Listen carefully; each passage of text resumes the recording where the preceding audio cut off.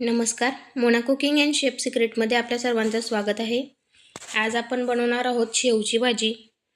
अतिशय सोप्या पद्धतीने आणि पटकन होणारी, स्वादिष्ट, भन्नाट चव असणारी. तुम्ही ही रेसिपी एकदा नक्की ट्राय करा. मी बघू शकता तुम्ही, मी लसूण, कांदे मस्त चिरून घेतलेले आहेत. 2 कांदे घेतलेत लहान लहान आणि 5-7 लसणाच्या पाकळ्या, 1 टोमॅटो, थोडंसं जिरं. आणि आता आपण मिक्सरला हे सगळं बारीक करून घेऊ. बघू शकता अशा पद्धतीने बारीक करायचं आहे. खूप जास्त बारीक करायचं नाही, थोडंसं हलकं राहू द्यायचं आहे जाडसर. त्याच्याने जी ग्रेव्ही बनते एक नंबर भन्नाट चव लागते. त्यासाठी आपल्याला कढई तापवायची आहे. त्याच्यात 3 चमचे तेल टाकू. तुम्ही तुमच्या आवडीनुसार थोडं कमी जास्त करू शकता. तुम्हाला जर का तेलकट जास्त आवडत नसेल तर तेल थोडं कमी करा. नसेल तेलकट आवडत असेल तर थोडं वाढवू शकता किंवा इतकंही टाकू शकता. तुम्ही बघू शकता इमेजमध्ये थंबनेल लावलेला आहे आपण. त्या थंबनेलमध्ये तुम्ही भाजी बघू शकता. इतकंच तेल टाकून भन्नाट चवीची तर्रीची भाजी बनते.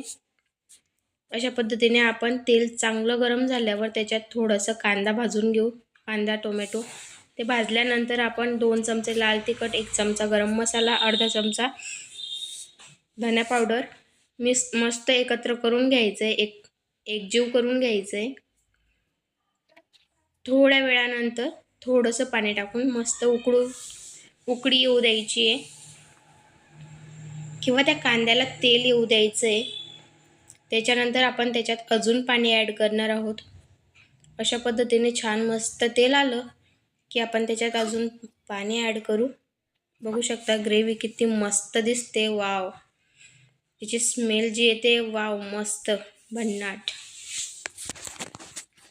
छान तेलही आलं आहे. आता आपल्याला जशी ग्रेव्ही पाहिजे, पातळ पाहिजे असेल तर पाणी वाढवा आणि दाटसर हवी असेल तर थोडी घट्ट राहू द्या. आणि शेवची भाजी जर का गरमागरम खायची असेल तर ती थोडंसं पाणी कमी टाका.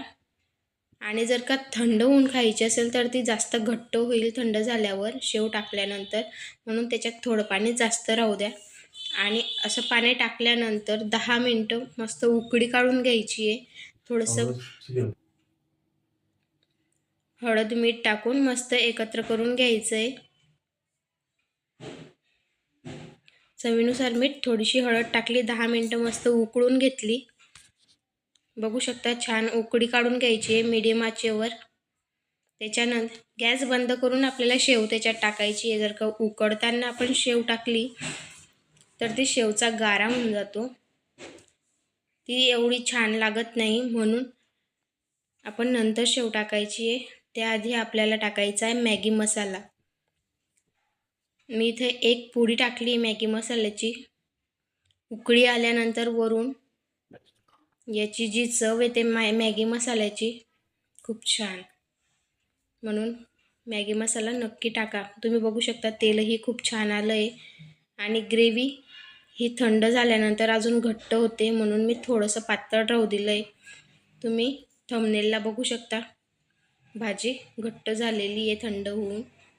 अशा पद्धतीने थोडीशी शेव टाकली आणि गॅस बंद करून घेतला. तुम्ही वरून थोडी कोथिंबीर टाकू शकता. थँक्यू.